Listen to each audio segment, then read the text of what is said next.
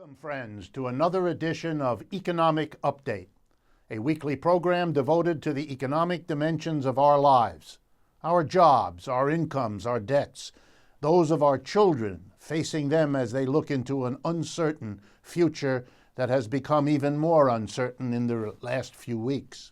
I'm your host, Richard Wolff. I've been a professor of economics all my adult life, and currently I teach at the New School University in New York City. Before jumping into today's program, I wanted to explain something. I told you in the last couple of weeks that in response to your comments and your suggestions, I am going to be working with Dr. Harriet Fraad on the first program of each month. Today is the first program of this month of December, but I have a different person here because I made those arrangements before we adjusted for the schedule. Therefore, I want to announce that Harriet Fraad will be my guest next week instead of today, and thereafter on the first program of each month, exploring the interaction between economics and psychology as we work through the hard times that are now upon us. And I will introduce today's guest later, as I usually do. I also wanted to remind you to make use of our websites that I will bring to your attention a little bit later in the program. This week there have been a couple of events that require a brief comment because this program tries to talk about the economic realities of the immediate week behind us and times coming up. In the news this week was Bob Dylan, yet again. This time it was not because he had decided not to go to Sweden to accept the Nobel Prize, but it was that he decided not to go to the White House, where President Obama had called for a meeting of Nobel Prize winners to whom he could give a talk and maybe yet another medal. Bob Dylan isn't going to that either. And I thought it might be useful to comment on one interpretation. Bob Dylan is a musician, and Bob Dylan is the musical child of a man named Woody Guthrie that many of you know about. And so it isn't at all surprising that when a prize in Sweden named after the producer of dynamite to be used in warfare and the President of the United States, with whom Bob Dylan surely has many disputes, as he has with that office, that he would decide not to go. And it reminded me of a song that Bob Dylan was famous for having written many years ago, where he was a young man and tried to articulate what the future, the job future of a young man or woman looked like here in the United States. And as with so many of Bob Dylan's poetry and songs, which is, by the way, why he got the Nobel Prize, this one is as pertinent today as it was many years ago when it was written. So I'm going to read a few lines from it to drive the point home. Here we go. The name of the song is Maggie's Farm. I ain't gonna work on Maggie's farm no more. No, I ain't gonna work on Maggie's farm no more.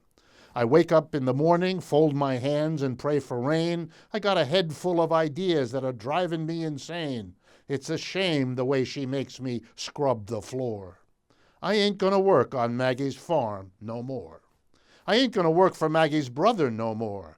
No, I ain't gonna work for Maggie's brother no more. He hands you a nickel, he hands you a dime. He asks you with a grin if you're having a good time. Then he fines you every time you slam the door. I'm not gonna work for Maggie's brother no more. I ain't gonna work for Maggie's pa no more. He puts his cigar out in your face just for kicks. His bedroom window, it is made out of bricks. The National Guard stands around his door. I'm not gonna work for Maggie's pa no more. And I'm not gonna work for Maggie's ma no more. She talks to all the servants about man and God and law. Everybody says she's the brains behind pa. She's 68, but she says she's 54. I ain't gonna work for Maggie's ma no more. I ain't gonna work on Maggie's farm no more. I try my best to be just like I am, but everybody wants you to be just like them. They sing while you slave, and I just get bored. I ain't gonna work on Maggie's farm no more. The next update has to do with a response to one of your questions about the importance of co-ops in economies around the world. As you know, I talk a great deal about worker co-ops as the new economic system that's emerging. And so the question came in about something called the John Lewis Partnership in Great Britain. Is it a co-op? What kind of co-op is it? And does it indicate a kind of interest in co-ops that we don't have yet in the United States? Well, the answer to the last part of the question is an enthusiastic yes. The John Lewis Partnership is an employee-owned company in Britain. It operates the John Lewis department stores, the Waitrose supermarkets, and a bunch of other businesses. It is one of the largest businesses in Great Britain, the third largest private company by sales in the whole country. It has 84,000 employees, most of whom are partners. It is a cooperative, and it is a sign that in Great Britain, as in so many countries, cooperatively run businesses are normal, routine, and something that has survived very well in competition with private capitalist enterprises, for those of you that keep wondering whether co-ops are financially viable. Every partner in these 84,000 receives an annual bonus, which is a share of the profit. It is calculated as a percentage of the salary, with the same percentage for everyone, from top management down to the shop floor and the storage rooms. In many years, the profits have equaled between 9 and 20% of the partners' annual salaries. There are councils, which workers elect the majority of people to, who have a lot of say over what the company does. Does that make it a worker co-op? Here the answer is no. Why? Because a majority of the board that handles all the financial issues, not the non-financial issues like relations with the community, like charity, like all kinds of secondary issues, but the core economic issues are decided by a board that only allows a minority of its members to be elected by the workers. The majority is not. And at that moment, the inadequacy in relationship to a worker co-op is revealed. They can't take that last step in the John Lewis Partnership of giving the workers the actual right and control over their own workplace on a democratic majoritarian basis. So it's not a worker co-op, but it's a sign of the importance of cooperatively owned enterprises in which working people have levels of influence and participation that most Americans haven't even imagined to be possible. Germany has that too, as do many other European countries, and I will have more to say about that in the future. The next update. Well, another event in the news this last week was the death of Fidel Castro. Economically, since that's what this program is about, this is a very interesting man and his country a very interesting economic case. Why?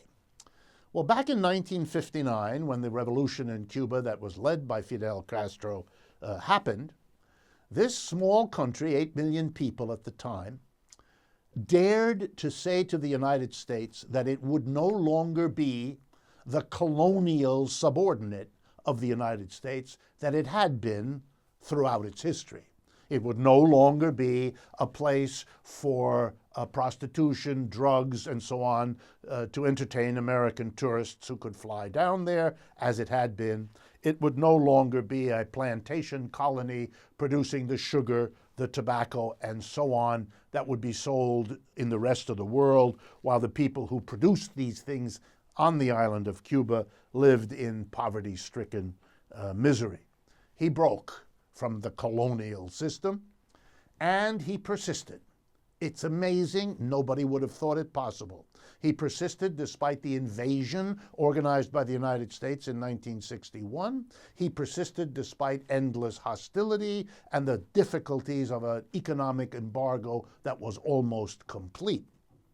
It is a remarkable sign that breaking with your subordinate status in the world economy is actually feasible, which is why it is the important example.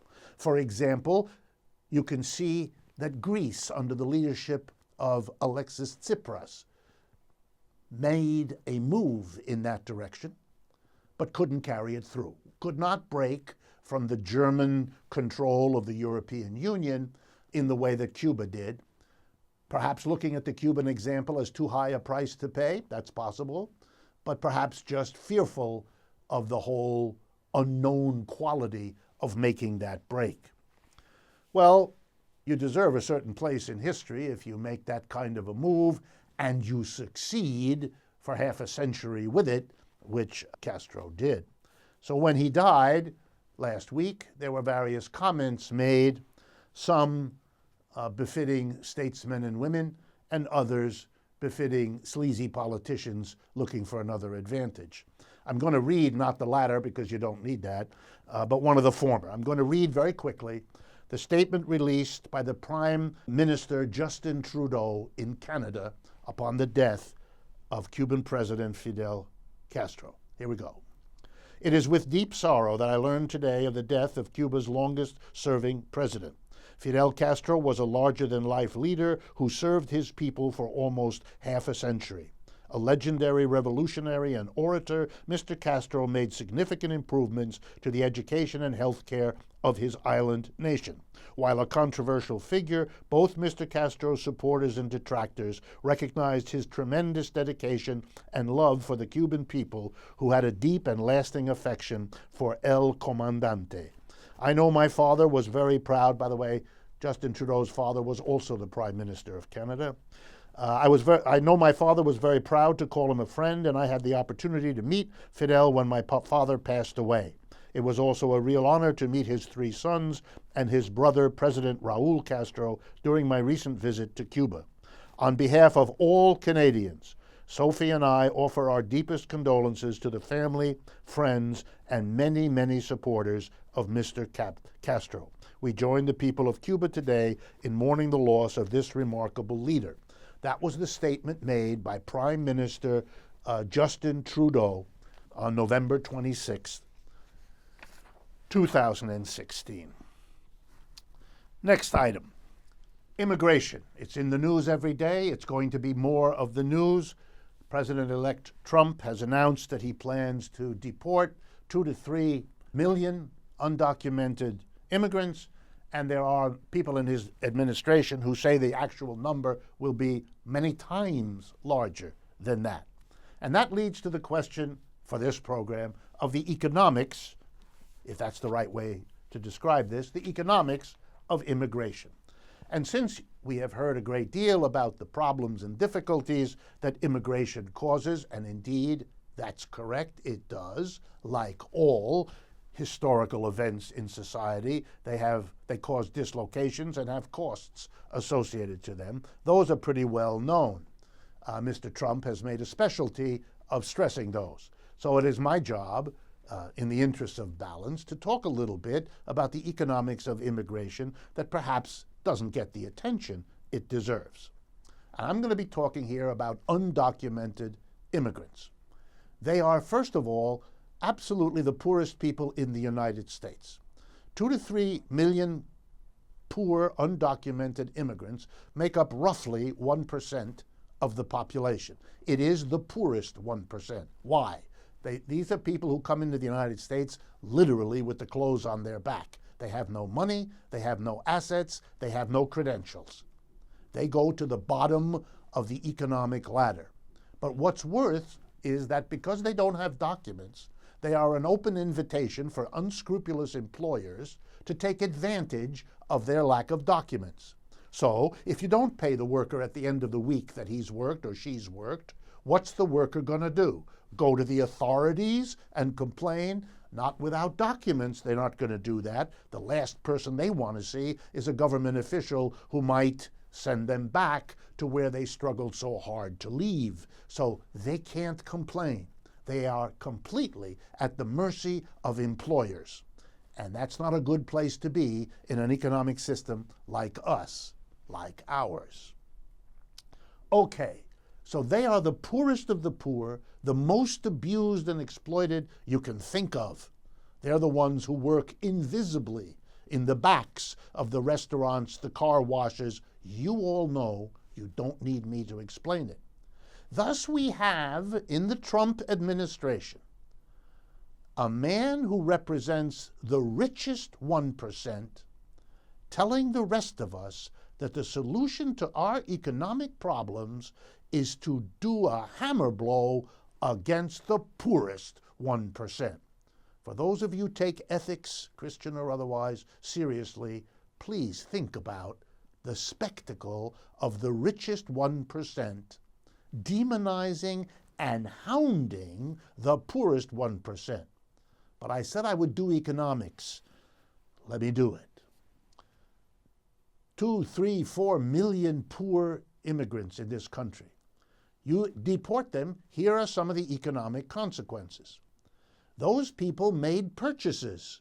Why? Because they eat, they sleep, they need shelter, they have to have clothing. They earn money, however little, and they spend it. And if you throw them out of the country, that's the spending of millions of people that won't be there anymore. And that is going to destroy thousands and thousands of businesses that depended on what these immigrants purchased. Number 2, many industries only survive at the profit level they want because they can get away with paying so little to undocumented immigrants. What's going to happen to all of these industries when there are no undocumented immigrants left to be super exploited? Will you have to pay higher wages to American citizens or to immigrants who are documented? And if you have to pay higher wages, what will that mean? Will you go out of business? Will you raise prices? Will you absorb the loss, you employers, now that you have to pay proper wages to people and can't exploit them the way you did the undocumented? What impact on the American society will that have? And guess what? If millions of immigrants don't buy things the way they used to, that means they pay less in sales taxes. Don't you know? And they don't pay other kinds of taxes. Don't you know? And that means local governments, especially where immigrants were sizable parts of the population, are going to find their revenues squeezed. And what are they going to do? Cut outlays for schools and hospitals? Are we all ready for that? Do we understand that we as an economy brought these people here, welcomed them, gave them jobs, integrated them into the economy, and to kick them out is going to have economic consequences, typically impacting most those who can afford it least. No, the economics of immigrant persecution, because that's the word that belongs here, are left out in the conversation, and they shouldn't be. They really shouldn't be. Next item, the relationship between the biggest bank in Germany, Deutsche Bank, and Donald Trump. We're going to hear more about that, so I thought I'd tell you about it. Mr. Trump has had a number of bankruptcies, as most of you know, in his complicated, I'm being polite here, career as a real estate hustler in the New York area and beyond. One of the banks that stayed with him, even when other American banks didn't, has been Deutsche Bank. They're into Mr. Trump really big. They've lent him huge amounts of money, and they are still now one of his major creditors. The problem is Deutsche Bank has also been misbehaving as large banks do. So let me give you an idea of the misbehavior of the Deutsche Bank with its close relationship to the incoming president. On 23 April 2015, Deutsche Bank agreed to a combined $2.5 billion in fines by the American regulators, mostly, and a little bit by the British, for its involvement in the LIBOR scandal. That's when private banks illegally manipulated interest rates around the world. Deutsche Bank was guilty and paid $2.5 billion in fines. All of us suffered because the interest rates we faced were manipulated by the Deutsche Bank, among other banks, in ways good for them and bad for us. In 2008, during the financial crisis, the Deutsche Bank was involved in all kinds of illegal activities around the mortgage business. The United States Department of Justice is currently, right now as I speak, seeking to get a $14 billion civil settlement with Deutsche Bank over its role in artificially propping up the U.S. housing market.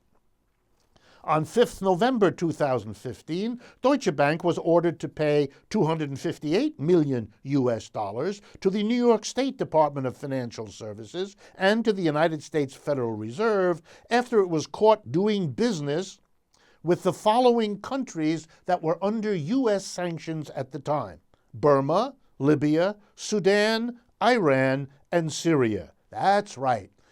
Deutsche Bank was contravening the sanctions of the sort Mr. Trump champions. And he was doing business with the bank that was doing business. Has this led Mr. Trump to say anything critical about the Deutsche Bank? Not a word that I could find, and I looked. And it also raises the fundamentally funny question. When Mr. Trump becomes president, will we go easy on that $14 billion fine that the U.S. Treasury Department under Obama levied on the Deutsche? Will he be the artist of the deal? Will Deutsche Bank get off? Will Mr. Trump get more financing for his private business? Maybe. Who knows? And if you didn't know anything about the relationship, long and deep, between Mr. Trump and the Deutsche Bank, well, then you have something else to think about, don't you? Last economic update I have time for today is a level of outrageous scandal that even I find shocking. And by now, as you can tell, I'm used to a lot. My skin has gotten thicker over time. Okay, here's the story.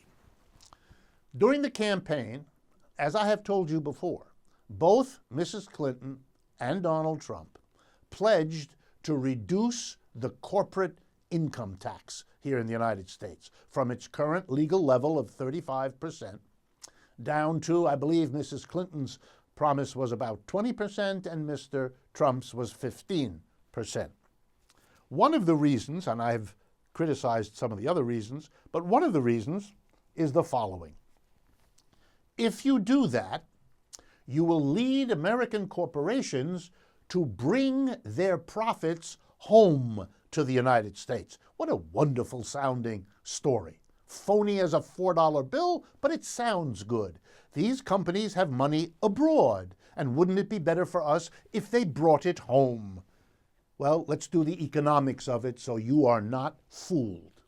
First, why do corporations have money abroad? And by the way, estimates these days are in the range of $2 trillion worth of profits made by American companies that they have stashed abroad. The answer is it's a mode of tax evasion.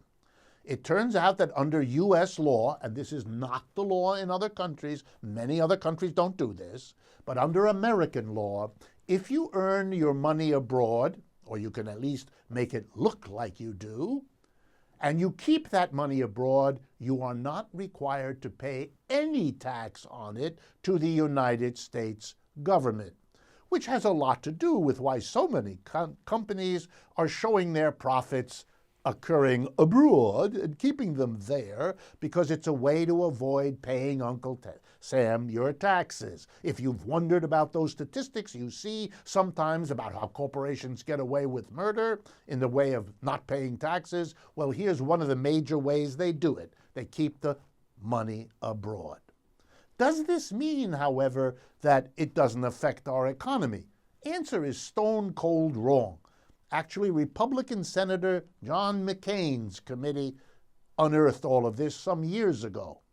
It is perfectly legal to make your profits abroad, keep them there, pay no taxes, deposit them in a bank, say in Ireland or in Spain or wherever you want, and then have that bank, for you, invest that money in the United States. No problem. That's not considered, quote unquote, bringing the money home, because it's the account in the foreign country where you put your profits that is making the investment, and that's not held to be the return of the money. So that all that'll happen if they lower the income tax rate on corporations is that they may indeed bring the money home, but it'll just be an accounting process. They've already invested that money, and if they've invested it in the United States, that's part of what they decided to do. If they've invested it in other parts of the world, that's what they've decided to do. Those decisions won't be any different after this than before. They just will have gotten away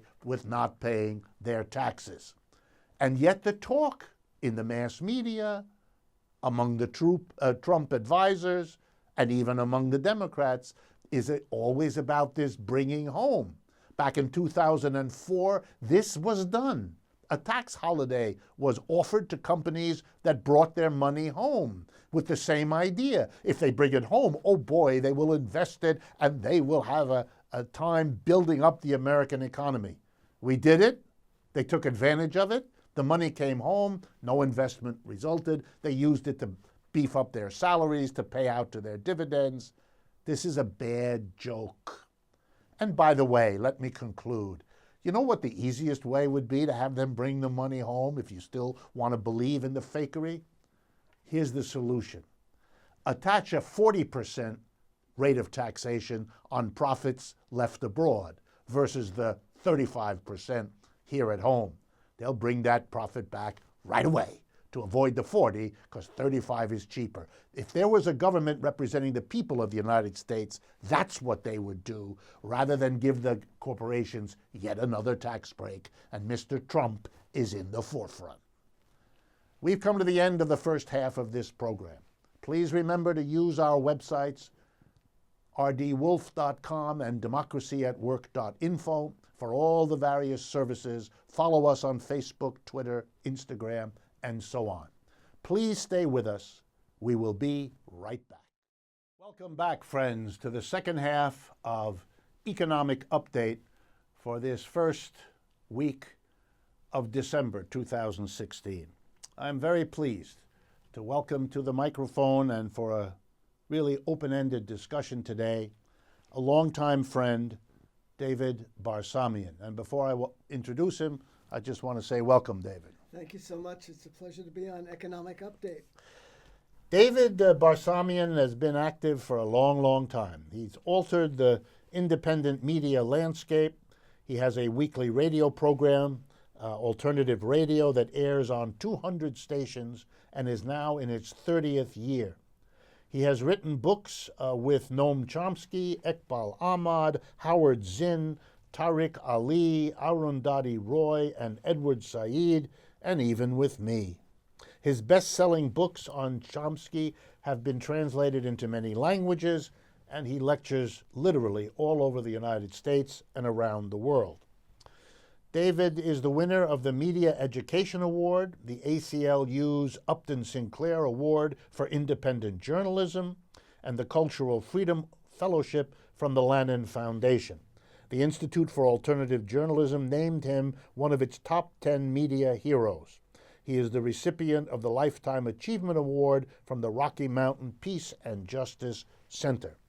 It's a pleasure to read all those recognitions. Folks like you don't get them as often as they should. All right, David, you're an expert on, a specialist, a veteran of alternative radio. Tell me, why is there such a thing as alternative radio? What is there about the American experience particularly that creates this difference between mainstream media, so-called, and the alternative world of media of which you have been such a key part? Well, I think the alternative media really address a critical public health issue, and that is the toxic waste that is generated by corporate controlled media. And let me add as well, PBS and NPR, which are both considered highbrow, very elite-oriented, as it is media. The reason I think elites like NPR and PBS is because there's no yelling. People are allowed to speak in complete sentences. They even have command of prepositions and adverbs and use them correctly. So there's almost an institutional pull toward those establishment type of programs, such as the flagship news programs of National Public Radio, which I sometimes call National Propaganda Radio, Morning Sedation, and Some Things Considered. Now, they boast an upwards of 15 million listeners a week, so they command a sizable audience here that's been looking for real news beyond the corporate control news, which is like shooting fish in a barrel. I mean, it's the corporate media are in a deep slump, by the way, as you well know. The young people in particular, in large numbers, are just disappearing from watching the CBS, NBC, ABC, and all the rest. And they're looking for something different. And that's where independent alternative media, such as your program, Economic Update, Alternative Radio, Democracy Now!, Making Contact, Counterspin. There's a whole range of programs that are now available that address the issues that the corporate media either ignore or distort. So when you say corporate media, help our listeners and our viewers to get a sense of what exactly do you mean? What does the phrase corporate media or the synonym mainstream media, what is that corporate control? Tell us a little bit about how that works and how alternatives like yourself depart from or are different from that. Well, a wonderful independent journalist and a friend of mine, Ben Bagdikian, passed away earlier in 2016. He wrote a book called The Media Monopoly around 1980. He identified 50 corporations as for-profit corporations controlling the media in the U.S. and said, this could pose problems for the communication needs of a democratic society. Incidentally, a topic which is never addressed. Right. What are the communication needs of a democratic society? Well, he tracked the increasing mergers and takeovers, and Bill Clinton with his Telecommunications Reform Act had a lot to do with that. And that number is down to 4 or 5 today. Dedicated to what? Not to providing citizens with news that they can use, but for making money, for focusing on trivia, on the Brad Pitt-Angelina Jolie divorce, for example, which is a lead story on the nightly news. Did Brad Pitt molest one of his children or not, as alleged? Stay tuned for detailed accounts of that. So the corporate media has provided ideologically a mass distraction for a lot of people. And fortunately, young people have figured this out on their own and are, as I said, have completely deserted the legacy media. We need media that inform and empower. Now, in terms of a self-criticism of the work that we do in alternative media, I must say we're long on diagnoses, on talking about what the problems are, and we need to come up with solutions. We need to be solution-oriented rather than just paint the picture of doom and gloom. We need that, but we need the solutions to solve these problems. And that's where I think the alternative media play a crucial role. The corporations that control the mainstream media, so-called, are dedicated to one thing only, and that is to maximize profit. That's what they're about. That's in the DNA of capitalism. They have to increase gain so that their shareholders will be happy and will continue to vote them in as CEOs of these corporations. That model has failed. It has failed the American people. It hasn't failed the owners of these corporations, which are making money hand over fist. Okay, so I want to underscore that since I'm the economist here, right? If all the people who run the mass media are corporations who are driven to maximize their profit, because that's the name of the game that they're involved in, then we as a nation have left the informing of our people to a group of folks whose major priority is something completely different. So that when and if there's a clash between informing people of something they need to understand and damaging the profitability of the enterprise, we know which way that decision will be made. And I always thought that one idea behind public broadcasting and public NPR and all of that was to say we recognize that this is a terribly stilted way. You're never going to get a criticism of capitalism if it's all capitalists who run the media. That's not you don't need rocket science to get that. But you're clearly dissatisfied with the NPR public broadcasting system mechanism because it didn't do what it is that this situation should have called for. I noticed that you said in one of your writings that in the early days, in the early documents that set up public radio, there was a recognition that they could and should be a voice for something different. Tell us a little bit about what happened there. The Carnegie Commission report, which was the founding document for the Public Broadcasting Act of 1967, incidentally, that was the last piece of LBJ's Great Society legislation that he was able to get through, contained words like public radio and TV in the United States, I'm quoting here, should be a forum for controversy and debate and should provide a voice for those in the community who may otherwise be unheard. That language was lifted from the Carnegie Commission report almost verbatim and is passed in, when that bill was signed by LBJ, into the Public Broadcasting Act. That created National Public Radio and PBS, the Public Broadcasting Service. And they were to be an alternative. They were supposed to be non-commercial. But from the very beginning, it was manipulated by politicians on Capitol Hill who felt threatened that there may be some really powerful independent voice being allowed to develop in the U.S. And so they really put chains and controls over public radio and TV in the U.S. And no surprise, controlling the money, the purse strings. So what advocates for public broadcasting at the time wanted was a heat shield where they would have forward funding for 5-10 years at a time, so they wouldn't have to go back every year to Congress to get their money allotted. At the same time that didn't go through, the heat shield was knocked down.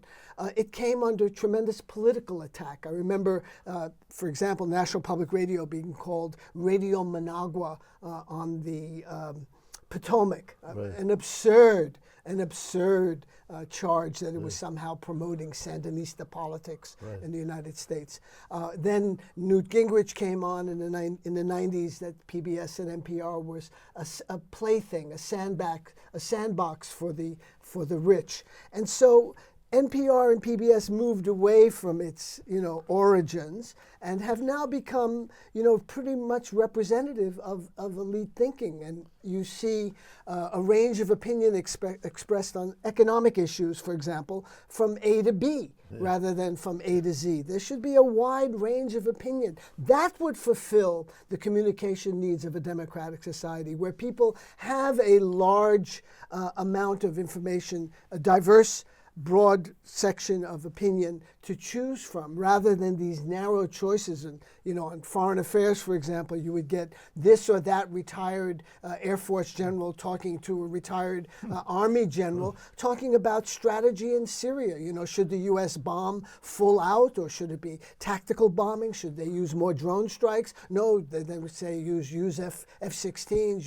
use F-5s. So you really, citizens are locked into a very narrow space where the so-called alternatives are not really alternative. Right. So ironic for me, having grown up in the post-World War II, Cold War era, that the charge we always learned in school about the Soviet Union was it didn't allow a range of opinion that was all controlled by the government. What you're basically saying is we didn't allow a range of opinion here either, but it wasn't controlled by the government, it was controlled by the corporations. Other than that, the difference wasn't very pronounced. Let me take us in another kind of direction. As you pointed out earlier, and as I know as an economist, the economics of mainstream media are in deep trouble. Newspapers are closing or shrinking all over the country. Networks of radio and television are giving way more and more to a a vast array of programming that people have access to. And the mass media are discovering that their own capitalist system, what brought them to their dominance, is now eroding that dominance. How does that change the situation for alternative radio, alternative media in this country? How do you see that evolving? Well, it's creating more spaces. It's creating more opportunities for interventions. Now, as you know, I mean, the capitalist economic system is not a complete monolith. There are cracks, there are openings, and as Gramsci advised, we should find those openings and make them wider. And that's what I think, your program does and what I attempt to do, and others that are intervening, that are creating more and larger islands of audio and TV independence. That's what we need, in terms of providing citizens with information they can actually use, rather than being bombarded with, the latest Kardashian scandal or whatever that's going on. It's this weapons of mass distraction, as I call the media. So there's a lot of opportunities now, but there's also a lot of dangers, particularly with the internet, where very little information is vetted. And so as someone jokes, we're in a post-fact, post-truth era where people say, well, I read this on the internet, as if that's the gospel truth. There's no fact-checking. There's no countervailing, challenging opinions, to challenge these statements that are made. So we have to be cautious. I think we're in a very dangerous moment where that kind of media can overwhelm the discourse. And the right wing in this country has understood the importance of dominating and controlling microphones and controlling the discourse. But it is also the case, right, that the internet gives criticisms of both capitalism, all those taboo topics that the mainstream media made off the agenda now can come back, whether they come from the left or the right. It is an opening of the range of what counts as truth, what counts as fact, what counts as argument, and so on. It seems to be a remarkable time of danger, but also of opportunity. Indeed, we're in that period, an interregnum, again, as Gramsci talked about, where a lot of morbid symptoms arise, and we're seeing that now, but also, as you say, opportunities. Now, one of the things that our alternative media are doing, I think, is talking about systemic change rather than just, something I call the rotten apples versus the rotten barrels approach to the capitalist economic system. So they're great on, zeroing in on Bernie Madoff and how cruel he was and how he ripped off, grandmothers and poor people, and there's a perp walk on Park Avenue, and the media is beating its breasts about how terrific they are. But they don't look at the barrel that produces one Madoff after another. That's what we need now. We need a systemic approach, and that's in terms of climate change. That's what's acutely demanded, unless we're going to face a very grim environmental future. We need systemic change, not let's recycle more cardboard. That'll take care of global warming. It won't. It makes you feel good. It's one of the palliatives that's dished up. But we need systemic change. And there again, the capitalist economic system. Is it equipped to address, does it even want to address the issue of climate change? I want to remind the audience, if you're finding what David here has to say interesting, take a look at the website, alternativeradio.org, O-R-G, alternativeradio.org, and you can get a flavor of many of the activities that David Barsamian is engaged in. Tell me what you think today was the role of the media in Mr. Trump's arriving at his remarkable victory in that election. You're a person who studies the media, who works in the media. Much has been written. What is your sense of the role in this changing media landscape that you've described for us? How did it affect the outcome of this election?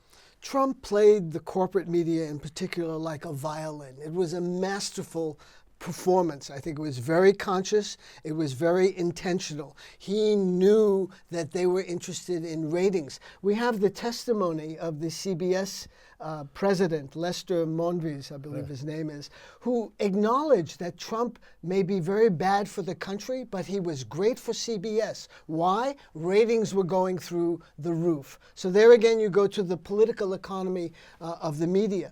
And Trump, as a TV talk show host, The Apprentice, which was recorded a few blocks from here in Trump Tower, gave him that kind of celebrity and access to the media that he exploited very skillfully. He got millions and millions of dollars. Some estimates are in the hundreds of millions of dollars of free publicity. There were instances, by the way, and on the mainstream media, where cameras were focused on an empty stage, waiting for Trump to appear. Meanwhile, Bernie Sanders in a nearby city is getting completely uncovered. So he was very skillful in manipulating the media, and the media went along for the ride because it was good for ratings and good for business, and that produced, I believe, the Trump presidency to a great extent. It is interesting that at least the official numbers indicate that Clinton spent twice what he did, and yet he may have gotten twice the value of public exposure that she did because of how he played.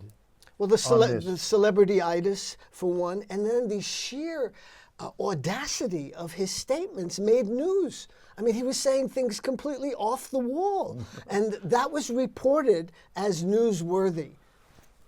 But the ultimate explanation, if I'm hearing you right, and correct me if I'm wrong, is that the profit-driven nature of mass media corporations made them decide, even though they thought he was bad perhaps for America, to make money, which is their first obligation.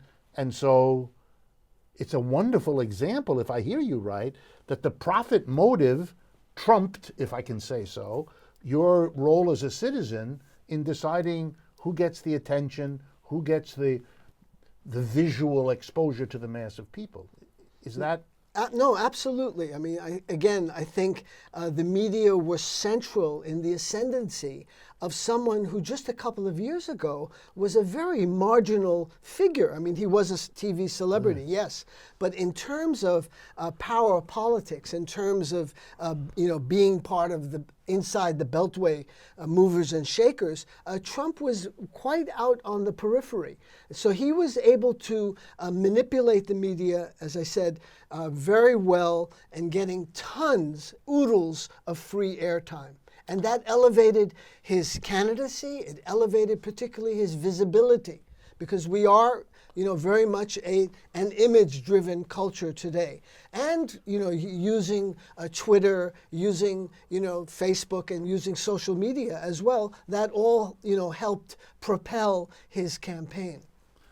Let me ask you a question about how the alternative media are going to deal with something that just emerged this last few days, because it'll be like a case in point. Trump named Steven Mnuchin, a Wall Street banker, basically a financier, to be the new Secretary of the Treasury. It's rather a stunning thing, having attacked Mrs. Clinton for taking money for giving speeches to Goldman Sachs.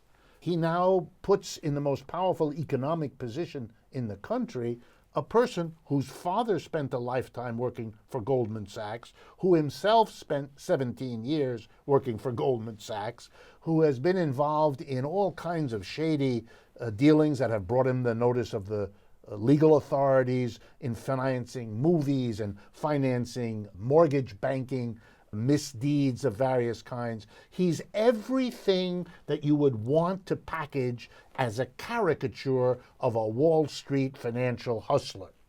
How is this going to be worked out by the media, both the mainstream and the alternative? How are they going to explain to the American people what Mr. Trump is, given what he said and now what he puts into office? And I won't even go to the question of Wilbur Ross, the new Secretary of Commerce, who's an even richer billionaire than is Mr. Trump himself, et cetera, et cetera. How is this going to be handled by the media in this country? Well, what you describe, to use a Yiddish word, is a shanda. It is a disgrace and a shame on all of us that, here we are in 2016, soon to be 2017, arguably the richest country in the history of the world, with such a broken and corrupt political system where you have people like this being nominated and presumably approved by the Senate to important positions in the incoming Trump administration. It's up to us in the alternative media to point out these contradictions and absolute, raging hypocrisies that go on, where people, put on this cloak of, immaculate conception. Meanwhile, they're spending all their time in a bordello, enjoying the pleasures of the flesh. To do this kind of work requires an enormous energy, dedication, and sense of keep our good humor as well, because it's going to be a very rough ride in the coming period. This is not to scare people. This is just to be objective about what's in front of us. A kind of administration this country has rarely seen in its history, where the wedding of corporate and political power is cemented in a way that recalls the comment that Mussolini made in the early 20s, I believe. He himself was an early socialist, right, that this is the definition of fascism. Now, I hesitate to use that word because of the kind of images it generates, but when you have that kind of close alliance between centralized corporate power, private power, and the state, which can enable corporate power to increase its wealth and dominance, that is a very, dangerous situation. And yes, I will use that term, fascism. So do you think that the alternative media are, for lack of a better term, up to the task? Will they be able to inform the American public in a way that will make it possible to see this reality emerging rather than to be hoodwinked? It's hard for me not to refer to the theater around the Carrier air conditioning company. Let's be real clear, and let me mention it and get your reaction. Trump and Pence go out to Indiana to celebrate that the Carrier Corporation, which earlier said it was going to move 2,100 workers, lose their jobs and move the production to Mexico, they're now going to only keep 1,000 of the 2,100 here. But besides saying, "Woo, the majority are still leaving for Mexico," this is a success, number one. Number two, it is a stunning abnegation of all responsibility. Every corporation in America just got a lesson. Tell the world that you're about to move to somewhere. Why? The president will ask you not to. You will then say, "Okay, I won't." Cost you nothing. Meanwhile, what isn't understood is that the state of Indiana is kicking in millions of dollars as an incentive to Carrier to stay there.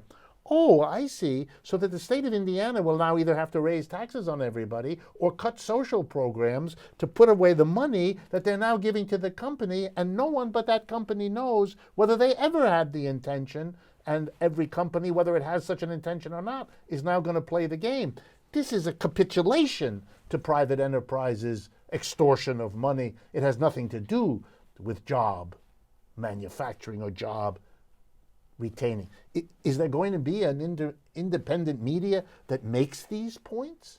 Well, I think there must be. We have to do it. And again, I'm in a Gramscian mode. We have pessimism of the intellect. We see what is in front of us, but we have optimism of the will. And there have been times in human history where people have overcome much more difficult situations. Now, what you mentioned about Carrier, that's one of the salient characteristics of 21st century corporate capitalism, and that is the socialism that exists for the corporations, the bailouts, the loans, the tax breaks, the loopholes.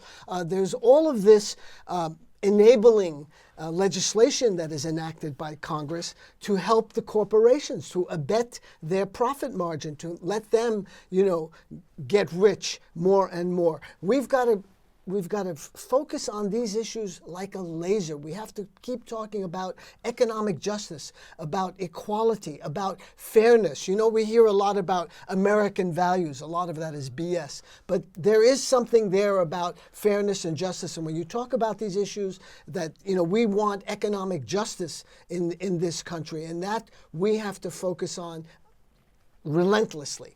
David, thank you very much. As always, I wish we had more time. We've come to the end, folks, and again, I want to remind you, please pursue our websites, rdwolf.com and democracyatwork.info. There you will be able to follow us on social media to communicate to us what you like and want on this program. Please make use of that. If you're interested in sponsoring us, go to that website, democracyatwork.info.